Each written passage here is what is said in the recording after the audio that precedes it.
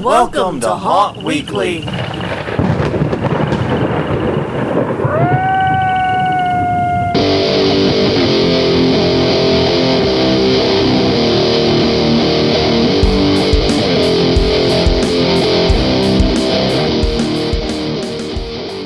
Hello, everyone. I'm Jonathan. I'm Crystal. And this is Haunt Weekly, a weekly podcast for the haunted, attracting, haunting community.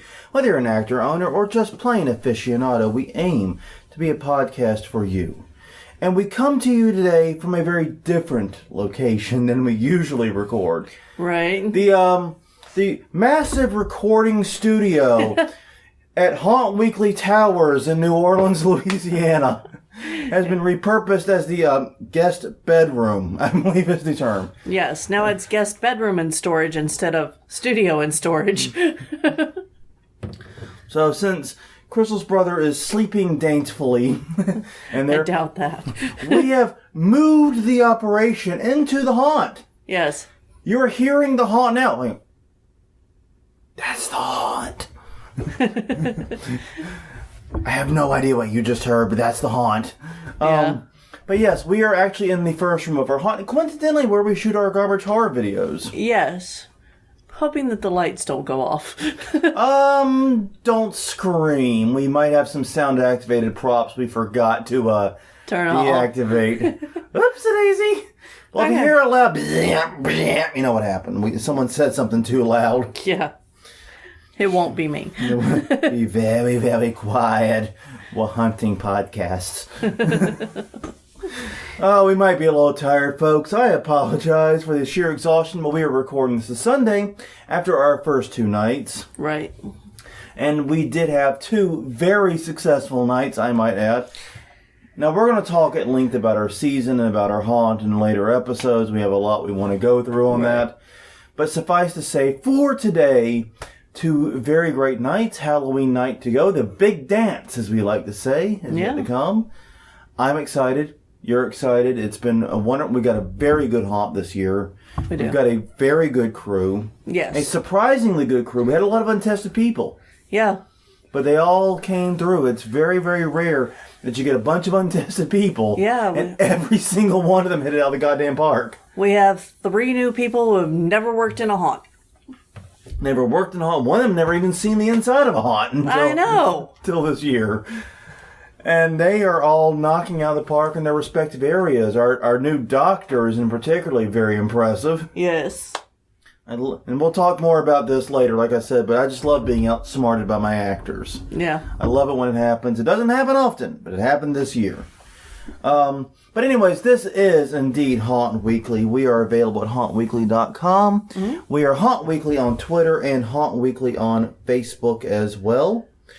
You can subscribe to us at Google Play, Stitcher, iTunes, wherever finer podcasts are distributed. And also tinyurl.com/hauntweekly whisks you to the wild wonderland, wild winter wonderland that is our YouTube channel. And you may listen to all the previous episodes there. Yeah. So a lot of great stuff going on. Okay. So it is episode 152. I did the math. It is divisible by 4. So that means it's time to do the news. And interestingly enough, we're in the news this week. Thought we were doing the news. I think we're doing a little bit of both. Okay. It's kind of weird. It's kind of awkward for us. Yeah. Now, here's the thing. We're going to do conference reminders, and then we're going to kick into the stories. And we're doing a drinking game with this episode. Every time I or Crystal say, what the fuck, or what the actual fuck, or some variation thereof, do a shot, and probably be dead by the end of the episode. Yeah. I have a feeling that's going to come up a lot. Probably. But here's the deal. You stick with us through the hard stuff. We promise. We've got some softballs. We've got some fun stories at the end. We're going to end on a happy note. I promise. Provided we don't get to the bonus one. Yeah, the bonus one's a downer. I shouldn't have put that as the bonus. Now think about it. Maybe we'll talk about that one in a separate episode later. Maybe we should do that. Anyways, it's time for conference reminders. And since it's an even episode, I kick off. Coming up next, November 9th and 10th in Salt Lake City, Utah at the Holly Inn Express. That's the legendary Haunt Tour. We'll be touring Nightmare on 13th and Fear Factory, among others. LegendaryHauntTour.com for more information. Okay, November 16th and 17th, it's Dark History and Horror Con in Urbana, Illinois at the Garden Hotel. Tickets are just $25 for the weekend, includes a film festival, dhhcon.com for more info. That is a new date, time, and location on that, by the way. Yes. We have freshly updated our conference reminders. That conference had moved, apparently. Yes. And we did not know. Okay, January 25th through the 27th, right here in New Orleans, Louisiana. Not in the Hauntin' Weekly Tower, but rather in the Ernest Memorial Convention Center. It's HauntCon, being co-located with the Halloween and Party Expo. And it will feature us. Yay. I will be speaking, giving my copyright and trademark talk again.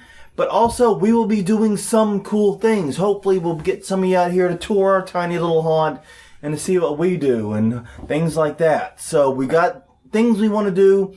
More on that after season, though, because right now, I don't have the brain capacity. No. Where can they find out? Oh, yeah, hauntcon.com for more information. Thank you. You're welcome. See, brain capacity, yes. people. Very limited. February 23rd and 24th, it's Haunt X, the Haunters DIY Expo in Pomona, California at the Fairplex. They will be touring the Coffin Creek, Lights On and Off, and features a costume ball. HauntX.com for more info. All right. Then after that, February 27th through March 2nd, that's like damn near, February's a short month, so it's like 3 days. But it's the May Chicago Corn Party in Dallas, Texas, and Oklahoma City. It begins at the Westin Dallas Fort Worth Airport Hotel. We'll be touring various mazes, M-A-I-Z-E-S, around the Dallas and Oklahoma City, including Yesterland Farms, Mainstay Farm, and more. The Maze, THEMAIZE.com for more information. All right, guys, it is the news time, and we're at the end of haunt season. We're into most people's seasons. Right. And a lot has been going on, obviously. No kidding. So, the deal is this. We kind of had to call it down. Right. There are a lot of stories about various haunts. We had to either focus on the major controversies and happenings in the haunt industry, and we threw in a few human interest stories just because we liked them. Yeah. And we couldn't really just completely browbeat you with the horrible things going on in the industry right now. No. That seems awfully cruel. It does. So, what we wanted to do instead is, like I said, and on a happy note, but we've got to get through some of the serious stuff first. Okay. And to that end, we're going to start with the most recent controversy. Most people have heard of it by now. If you haven't, you're clearly not in many of the haunter groups and so forth. Or you're just exhausted because you haunted all weekend. That's true. But Haunted Hoochie, Swastika Saturday has created a quote-unquote, firestorm of controversy. Yeah. This is an article by 10 TV. This is the Haunted Hoochie, a very well-known haunt based in, I've never actually said the town name, Pataskala? Pataskala, it's in Ohio. It's in Ohio. I know how to say Ohio.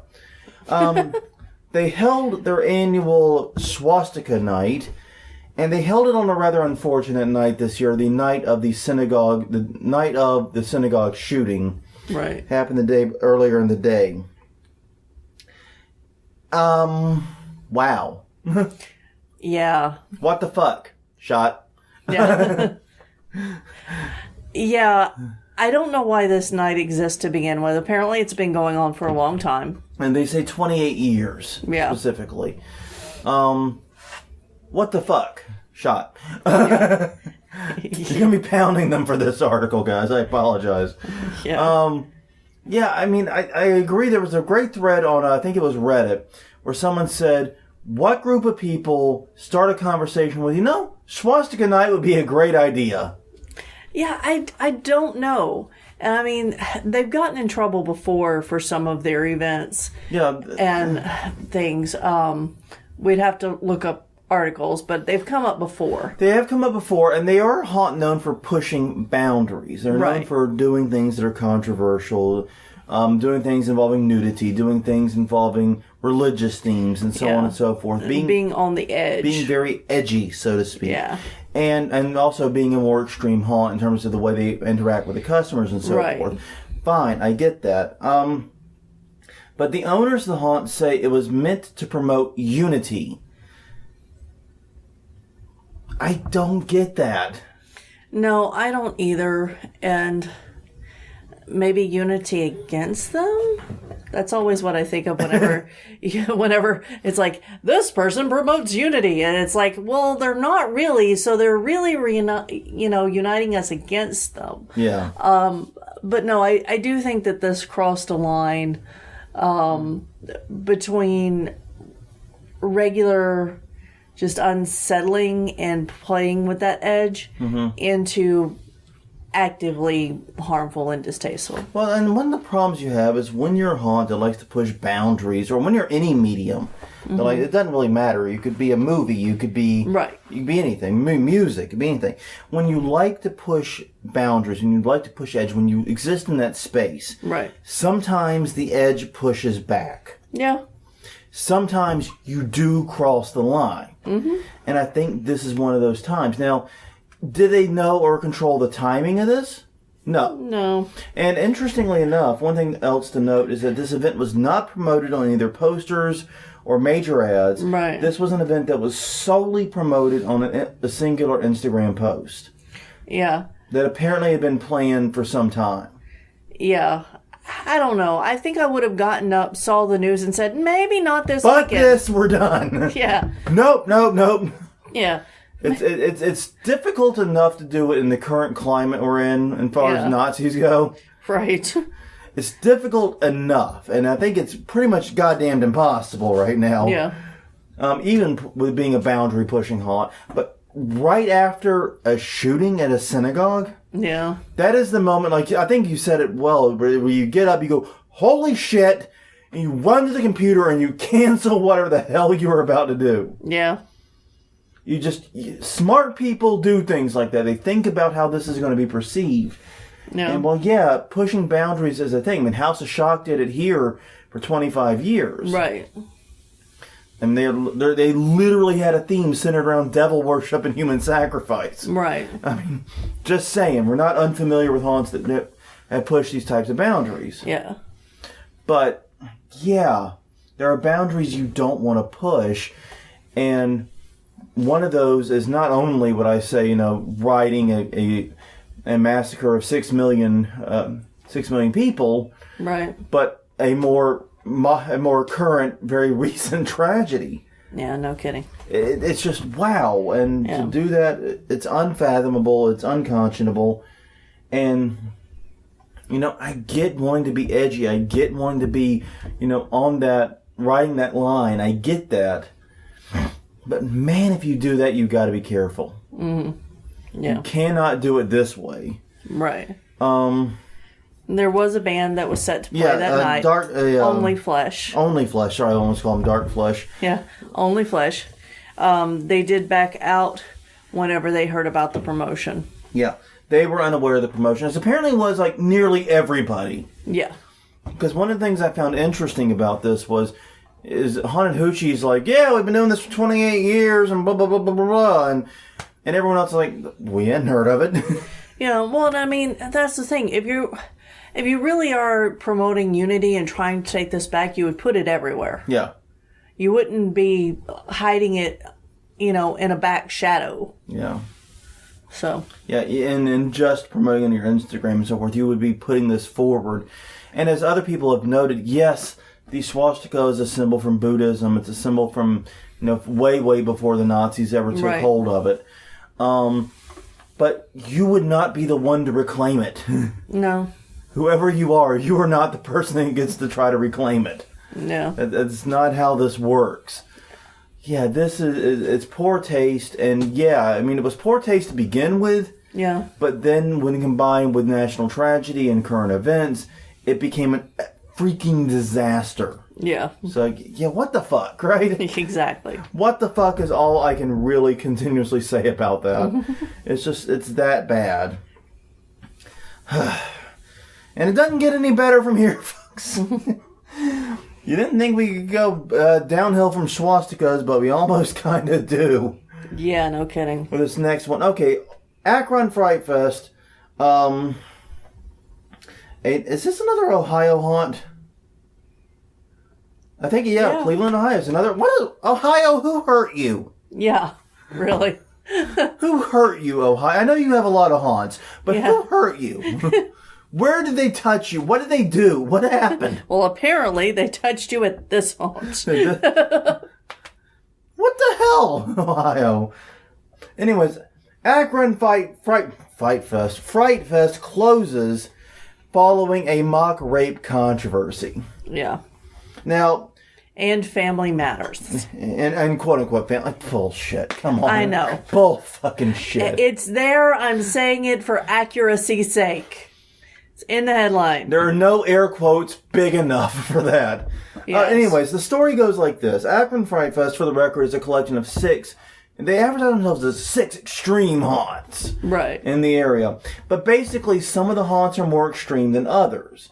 You go to some, you have to sign a waiver and clock in and agree to a bunch of stuff. Right. Which we've talked about waivers and haunting and why that's a stupid, terrible, no good, bad idea. Yeah. Because you cannot sign away your right to not be assaulted. Yeah. It's impossible. You can't do it. And the good analogy here is if I signed a waiver to get into a boxing match and halfway through the boxing match decide I don't feel like boxing anymore, and you keep punching me, that's assault. Yeah. When we're both consenting to do the boxing thing, it's a boxing match. Yeah. When I stop trying to box you, it's assault. Yeah. The consent, you can't waive away your right to not be, it's... Anyways, neither here nor there, because this haunt didn't even have a waiver. No. They didn't even do that. No, this was one of their... Tamer haunts. Yes. More tame ones. And so basically a couple goes in, and then they get to one of the rooms, and an actor literally mock raped them. Yeah. Including doing the pelvic thrust into the boyfriend. Yeah, and throwing them down onto a table or something is... Yeah. So, yeah, this was way over lines. This would be over the line even in the most extreme of extreme haunts. Yeah. Because even in extreme haunts, you typically, and hopefully never, do sexual assault. Well, you definitely don't assault your customers. Yeah. If there's some bit that's been worked out between actors while still completely inappropriate, if they're consenting to the scene, that's different than your customers not consenting to being mock raped. Yeah, and we did actually see a scene like that at the Haunted Puddle. Yes. I cannot believe that sentence came out of my mouth. But yes, there was a haunt called the Haunted. It's a long fucking story. Yeah, I think we covered it here before. We did. Go back. There's previous episodes about it. Yeah. But yeah, a mock rape sequel. Really? What the fuck? Yeah, yeah. Ohio, who hurt you? Yeah. Point them out to me. I will take care of them. Yeah. Oh my god. Now, here's the thing. The haunt did try to recover from what can only be described as a PR disaster. Yeah, no kidding. They tried to recover. First, they fired the actors involved. Mm-hmm. That's a very good first move. I got to give them that. Yeah. And then they said they're going to donate profits to a rape crisis center that's nearby. Right. That's a nice gesture too, but it just wasn't enough apparently. No. Because when you get known as the haunt that attempts to rape people that go through, it's kind of game over. Yeah, it is. And see, this is one of the reasons why I don't dig extreme haunts. Mm-hmm. Because the training needed to do it safely and with the consent of the customers and respect boundaries and so forth is way beyond what normal haunt actors will ever get. Right. And to be clear, from this article, it seems like the haunt did not tell the actors to perform this scene. I agree. They were not aware. Yeah. Yeah, the haunt seemed as genuinely surprised about as the customers. Yeah. But yeah, I mean, it was apparently bad enough to force the haunt to close mid-season. Yeah. I mean, literally, this article is from 3 days before recording.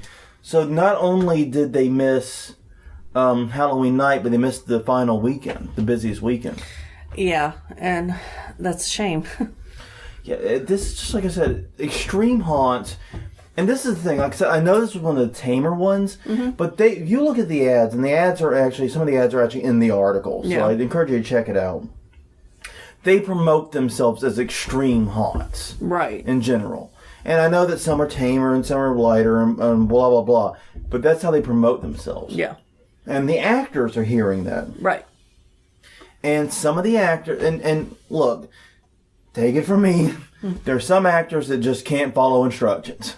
No kidding. There are just some actors that, you know how you can lead a horse to water and they can't make it drink, the old adage? There's some horses you can't lead to water either. Yeah. Some people are just going to get own ideas in their head and they're going to run with it. And if one of those ideas is, hey, we're an extreme haunt doing extreme edgy things, someone might get the wrong idea and do exactly something like this. Right. That's one of the risks you take. Yeah.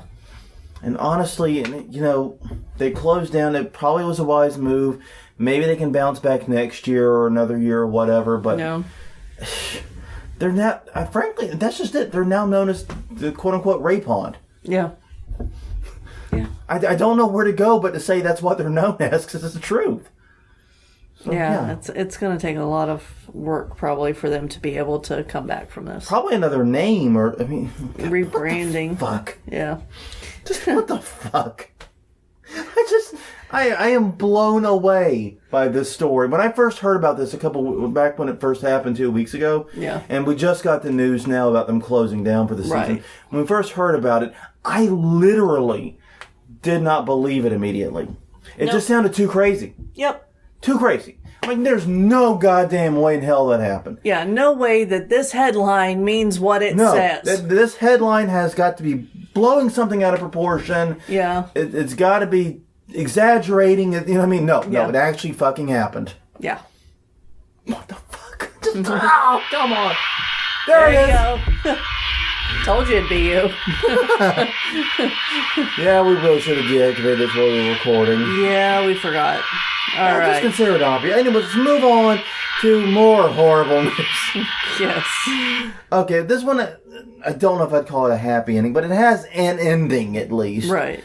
Other than the haunt closing. Screamtown, which is a haunted attraction in, I put it in the notes, and no, I did not. It's in Minnesota. It's near Minnesota, though. But yeah, Screamtown has reached a settlement with Carver County to reopen after a controversy in which the owner posted in like an actor-only group. Like we have an actor-only group on our Facebook. Yes. Actor-only group for Facebook. We don't post things like this. No, God, no. We post stuff like what we're building, stuff that we can't share publicly because we can't give away our scares.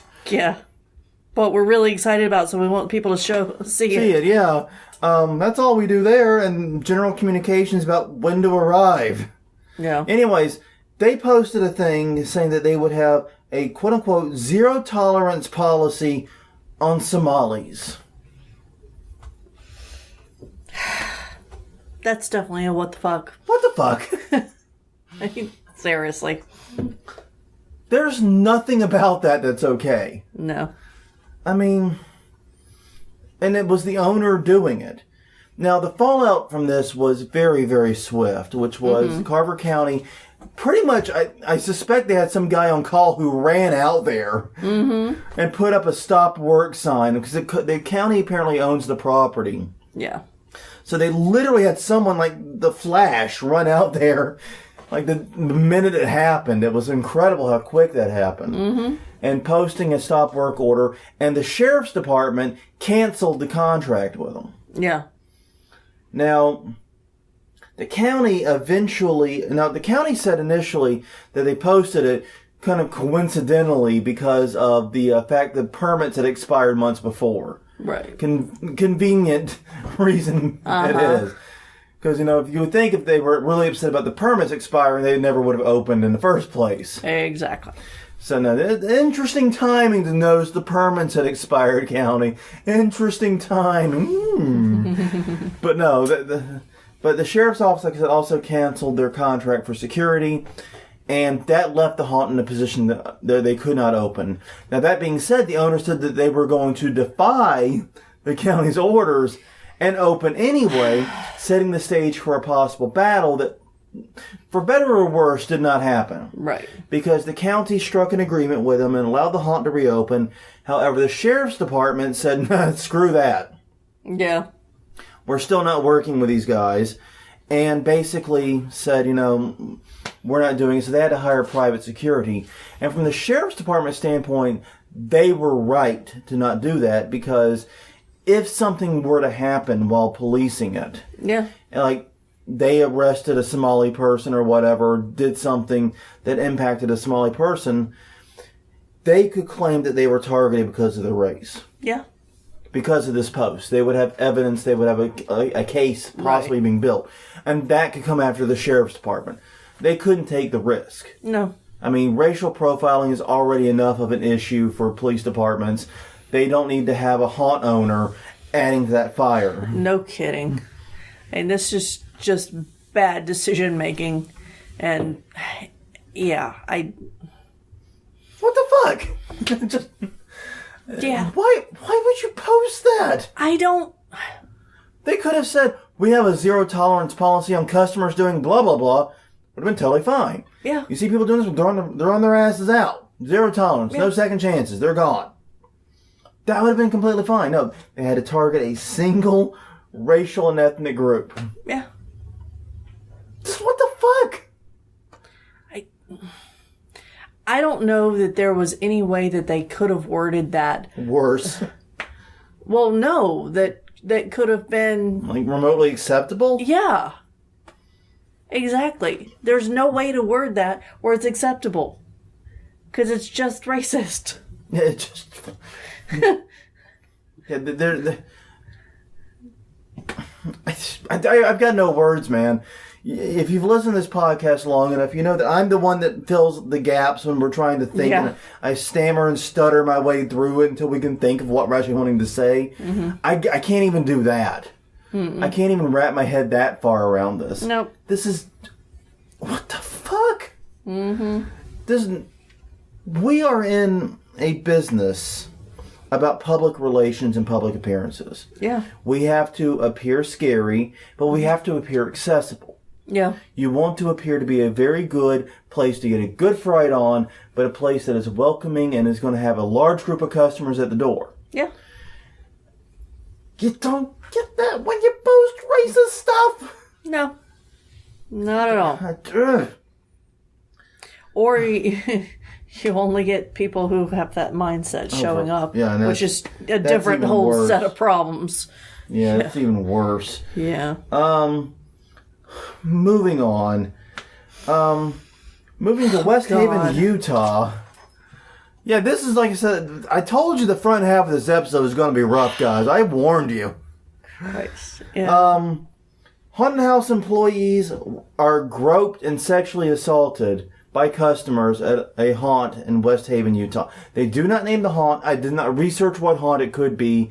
They intended to keep these people private, and I'm respecting that by not digging into it further. Exactly. But yeah, basically claimed that they were groped. Well, one person in particular, but another person claims to have also been involved in it. But one person is really making the claim. Says she was sexually assaulted by a customer as he went through the haunt. He's described as being 5'6" and wearing a baseball shirt, jeans, and a cap, and with a group of about 8 people. That's not a super helpful description, I know. No. But still, basically he was going through the haunt, and he decided to grope and fondle at least one, possibly 2, of the actors. Hopefully the haunt has cameras and caught this. And yes, the haunt does have cameras, and they actually have a photo of the dude in the article, and the photo looks like crap. Yeah. And it's like, what the fuck? My cameras look better than that. When they work. Fuck you. Sorry. It might have been a weekend with the cameras. You know what, though? We've called the important stuff. We have. But seriously, my cameras look way better than that. They do. And our tiny-ass little home haunt. Mm-hmm. But yeah, I don't understand these haunts that have giant security systems and cameras that look like shot on potato. Yeah, I don't know. Anyway, the actors involved are encouraging people to go to haunts sober and keep their hands to themselves. Yeah, the actor said that they could smell the alcohol on his breath at like 30 paces and which whatnot. I wonder why he was let in to begin with, because I know that a lot of places will not let you in if you're that drunk. Yeah. We do not typically. Yeah. But one of the problems we run into, and I'm sure other haunts do too, is people who appear stone sober in line. Right. But when they get in and they get actually taxed somehow mentally, it falls to shit. Yeah. Now, this was Voodoo Weekend here in New Orleans, as well as our opening weekend. Voodoo Festival, to be clear, by the way. Yeah, that's probably a good way to put that. It's a music festival here in New Orleans. It's a big one. We never go because it's the wrong time of year. But, yeah, so there were a few people who showed up a little more drinky drink than we normally let through, but that was okay, because they behaved themselves. We had no one so drunk they couldn't behave themselves. Yes, exactly. And that's kind of the barometer I use. Yeah. Like we didn't let our drunk ass neighbor in. No. Poor guy. Anyways. Another story another time. Yeah, another story another week. But anyways, yeah, it's one of those things where it's like, yeah, I agree completely. It's a good message. Now, I'll say this. I have accidentally groped an actor in a haunt once. Right. But that was the haunt's terrible placement. Well, and that's... Go ahead and tell your story. Okay, basically what was happening was this. I was coming out of a claustrophobia tunnel. I had my hands at my sides, pushing the tunnel out of the way. And there was a female actor on the right-hand side of the tunnel just standing by it, hoping to do a pop-out scare afterward. And as I left and exited, my hands just went right across her breast. Because it was the perfect height. And I whipped her and I apologized so profusely. It was not intended. Yeah. But it was just, why is anyone standing there? Yeah, and that's my question here is, why were they within reach of being able to be groped? Yeah, why were they within How was this room set up? Yeah. Basically. Yeah, there are questions for the haunt on this one, too. I agree. Yeah. Not... yeah. Yeah. Okay, let's move on to another happy story, why don't we? I think this is our last sad story. Thank you, Jesus. Canton Township in Michigan cracks down on man on a Halloween charity display over lack of permits. This deals with a ghastly garage in Canton, Michigan. Basically, it's a home haunt. All they do is they collect canned food and donations for a local food bank. Right. And they were shut down for quote-unquote lack of permits. Yeah. Yeah, the township says the owner needs proper permits to operate at the size and also needs... Basically, this would require both a special event license and an inspection from the fire marshal. Yeah. And here's the thing. We build to fire code. We do. We really do. Everything's fireproof, 36 inches, exit signage, fire extinguisher, smoke detectors. Clear walking path, solid walls, the whole 9 yards. Everything we do is built with fire code and ADA in mind. Mm-hmm. And actually, this is true. We are the most handicap accessible haunt in New Orleans. That's sad. Isn't it? Isn't that really goddamn sad? I mean, I'm happy for us, but I'm so sad for the other haunts. Yeah, we are the only haunt that literally a person in a wheelchair can do everything an ambulatory person can do. Yeah. Literally. By the way, last year he raised 785 pounds of food. Yeah. Plus $100 extra. Yeah.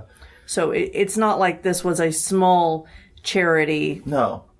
This was a big thing Giving. for the local food bank, probably. Yeah. But not going to be able to do it this year. He's having to scale it back significantly in order to meet with the township's demands, but he's hoping that he can work with the township and reopen full force next year. Right. This is pretty much our nightmare. Yeah. I'm not going to lie to you. No. I've been kept awake with this exact fear. Yeah. Now, we have spoken with people at the permits office. We've spoken with people who know the permits office. We've spoken with the fire department, the fire marshal. We are not operating under any... Lawyers. We've spoken with lawyers. Believe me when I say we're not hiding No. what we do. No. We're coming to that, actually. Yeah. We've been in the goddamn news multiple times. Right. Every year. Every but this year a little bit more special. Than usual, yeah. But seriously, this is still our fear. Every year, right around, a couple of days before opening, yeah, this is like my greatest fear in the universe is exactly this. Yeah. We've basically gotten all the blessings I think we can possibly get. Yeah. And even then, I still worry about it. Yeah, me too. So I feel for this guy. I hope he is able to come back. But I'm going to say this to Canton Township: give the guy a break. I'm not saying let him open an unsafe haunt. Please don't let him do that. No. But I am saying don't make him pay. If he's not doing this as a business, don't make him pay out the wazoo for everything. Work with him. Help him make this haunt a success. Help him make it safe. Yeah. Be a collaborator. Yeah. Not a roadblock. Right. Is what I'm trying to say. Everybody wins when you do that. Yeah. All right, let's move on to some happier stories. What do you say? That sounds good. Yeah, we got about 15 minutes left. Let's get through a few. Jesus Christ. All right. First off, for the happy stories, I really found this haunt interesting, especially since I believe you said Japes is volunteering at it lately. Yes, he is. A friend of the podcast. He has been volunteering at Domum Diabli, I think I said that roughly right. Mm-hmm. Known as House of the Devil, a free haunted house that also collects donations for charity. This year the charity is to buy school supplies for the Joliet, Illinois school district, which is nearby. They, for the record, are located in Shorewood, Illinois, which is basically the town next door. Right. And we are actually very close to this haunt. We made it all the way down to Lockport and Hell's Gate in Statesville. Yeah. Which is basically spitting distance. But, yeah, we didn't actually go into this area. But, yes, the owners have a huge haunt pedigree. They've worked at Statesville, Dream Reaper, and other area haunts. And last year they raised $350 from 600 guests. This year they're hoping to have 1,000 visitors and probably a subsequent increase in donations, I hope. Yes. But, yeah, this is an awesome-looking haunt, and what they're doing is really, really cool. Yeah. It looks like a lot of fun. It does.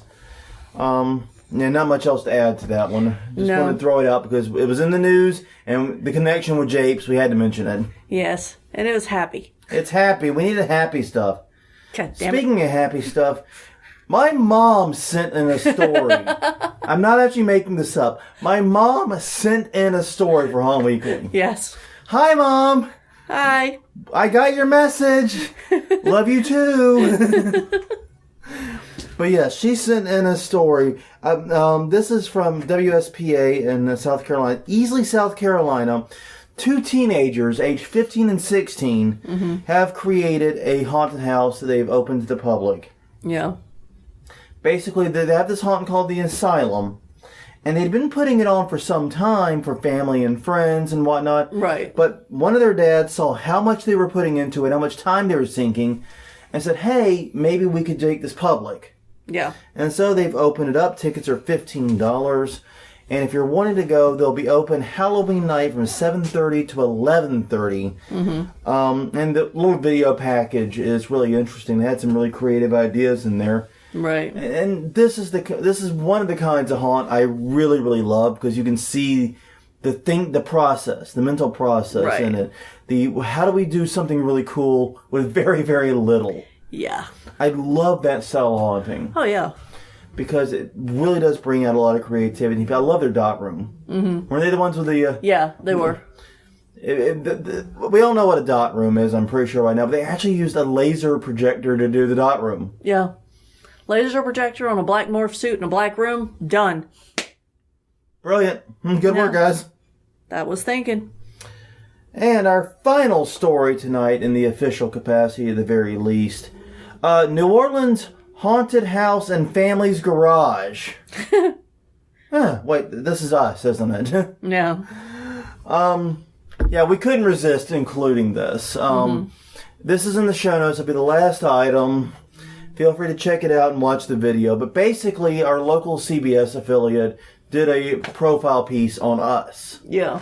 It was a nice video. It really was. I mean, I am very used to interviewing media. My day job requires it. Right. A lot. Yeah. Next time there's a plagiarism scandal or something like that, watch for my ugly face. You'll probably find it on a couple of news broadcasts and a couple of news stories. But yeah, they called us and said, hey, they Facebook messaged and called nothing. Yeah. They Facebook messaged me and said, hey, we'd like to do a piece on you. Okay, what do you want to do? And so they sent a videographer out here to our haunt to basically do a little 2-minute segment on us and what we do. Yeah. And it was really, really cool. Yeah, it was really nice. The next day, I was recognized at the grocery store and actually received help from a customer because I wasn't tall enough to reach what I needed to reach. Yeah, you're trying to get the coolers, I think it was. Yeah, the coolers down because I had put them on the very top shelf, like the top of the top of the shelf. What the fuck? Who puts coolers on top shelf? Yeah, because they were like above the beer and stuff, so on the cooling shelves. Yeah. But guy comes over and says, I'll help you with that. I saw you on the news. You're trying to help. You're trying to do something good for people. Well, no, here's the weirdest thing about it. Okay? It happens Thursday the 25th. Right. We opened first the 26th. That's that Friday. And so we're in this frantic mode. Even though we were actually in very good shape, time-wise and work-wise, there was no doubt we were going to be ready. No. But there's still a lot of last-minute activity. Yeah. There were several projects that we had in our we could not do. Yeah, it's death by 1,000 paper cuts. Yeah, until we could not do them until the night before. We couldn't do sound, we couldn't do lighting, and we couldn't do the spider webs in one room. Yeah. Because they would be blocking what we needed because it's still technically our garage, and we still have garage things it has to do. Yeah. Like wash clothes, have a hot water heater. Yeah.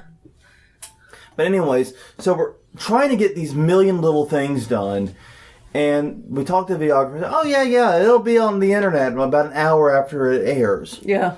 And it sounds good. We'll catch it when we turn in for the night. Yeah. Because there's no way in goddamn hell we can sit down for 30 minutes and watch a news broadcast. At 6 p.m. At 6 p.m. It's just not going to happen. We won't even be getting a real meal around that time. Nope. So yeah, we'll happily, catch on the internet. So we let the time pass. We go in that night about 1 a.m. or whatever. Yeah. And we check and it ain't there. It's more like 2 a.m. More like 1, but past midnight. Yeah.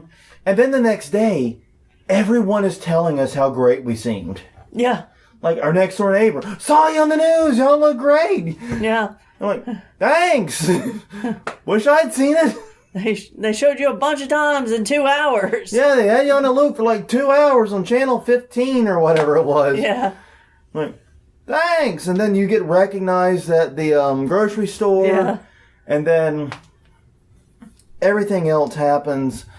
And we just never get to see it. And I finally write the producer, and I'm like, I kind of want to see the video. Yeah. I hate to be a bother. I really appreciate all you've done for us, but I kind of like to see the video now. Yeah. And so finally, last night, we got to see it. Yeah. And we've got a link to the YouTube of it, and it's on their YouTube channel. We've got a link to it in the show notes. We've also put it on our social media. On our other social media, too. In fact, we put it on Haunt Weekly's social media, too. It was an amazing experience working with them. They were... It was really funny because he comes to the haunt and says, hey, is it okay if I shoot in there? And I'm like, yeah, just don't give away any of the scares. Yeah. It should be pretty obvious what's a scare and what's not. Right. Just figure it out and shoot around it. And he does all these detail shots, and he does it like really quick. Yeah. Like he's in and out like 3 minutes or so or whatever. He does this often. You can tell he does this a lot. Like it's his job or something. I know. It's a really... little bit of practice. A little bit of practice. Anyways, so he comes out, and I'm like, what the hell did you shoot in that time? Yeah, no kidding. Got a little antsy. But no, they didn't give away any scares. Made the haunt look good. Made us look good.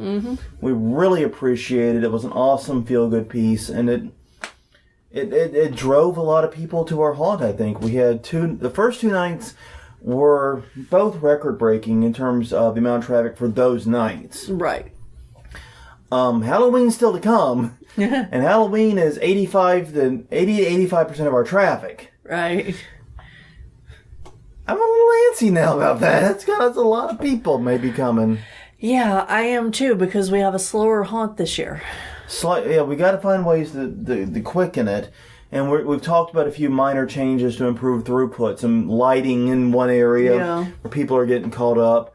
But yeah, one of the things we did do was intentionally slow it down a hair to try to keep people from running so much. Yeah. And yeah, that's worked. We haven't had quite the problem of bolters. We had one person, I swear to God, somehow exited the haunt before they went in it. Yeah. That was some Doctor Who shit going on there. I don't know what that was. Timey-wimey stuff. But yeah, I mean, yeah, we intentionally try to slow it down a little bit to have a more steady pace rather than this problem of people bolting through it. Right. But yeah, we do have a slightly slower haunt this year by design, but yeah, it may be a problem on Halloween night. So we're working on ways of expediting some of that. But yeah, all in all, it was a really cool experience. We're used to getting a fair amount of media attention, but it's usually print and online media. Yeah. I think this is the first time we've had a video package about us. It is. In 13 years. Yeah. Now, I will say they got one thing, there was a weird cut there where I was talking about the first year we opened, and then they cut to saying we only had like 2/3 of the garage or whatever. The first year we opened, we were actually in a different location. Yeah. We were in Algiers Point. And I want to go back and do a whole podcast on this first year at some point, just because it was absolutely insane. It was. Everywhere. It involved the aftermath of Hurricane Katrina. It involved the limited supplies we could access at Home Depot, the limited time we had because of the jobs we were working. Yeah. And virtually no promotion, virtually nothing that we could do for it. Right. And we only operated one night that year.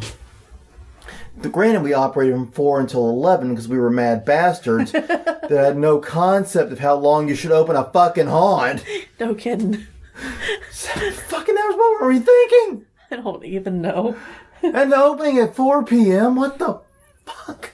Yeah. Shut. Oh, well, I think that we were thinking that's when trick-or-treating happens, right? Not wrong. Not wrong, but not right either. Yeah. But yeah, it was a crazy year. Mm-hmm. But no, we took over this location and we bought this house in 2007. Right. That was our first year here. And it was interesting because we moved in May and June. Right. And even though we technically had like all these months to do it, we had nothing.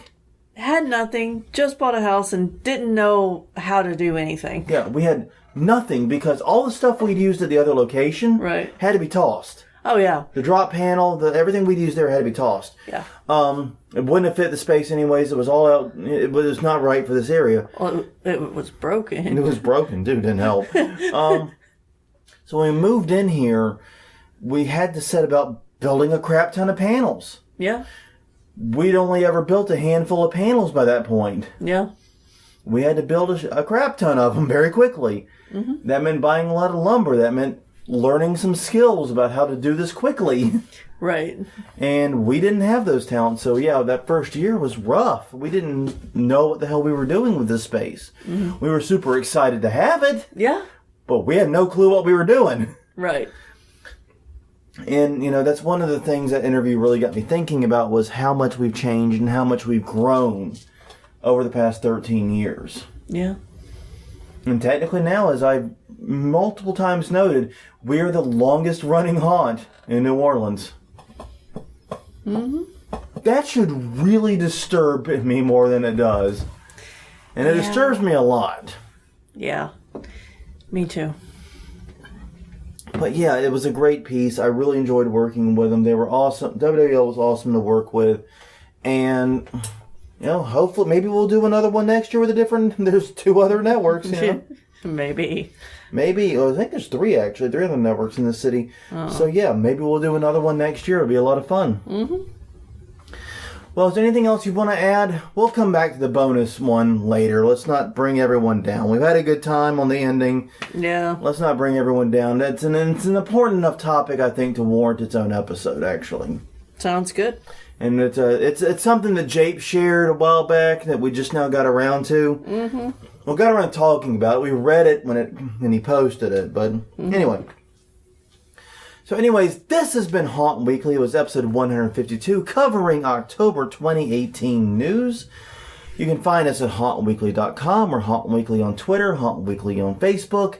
tinyurl.com/hauntweekly takes you to our YouTube channel. We're also available on Google Play, iTunes, Stitcher, Podomatic, Podbean, Podsurfer, Pod People. I might be making like half of these up. Pod People should actually be a podcast. It really shouldn't. It's actually a really good idea. Oh, God. Apparently when you're this tired, you sometimes come up with good ideas. Who knew? But yes, we're available wherever fine our podcasts are sold. Please pick us up and listen to us wherever is most convenient for you.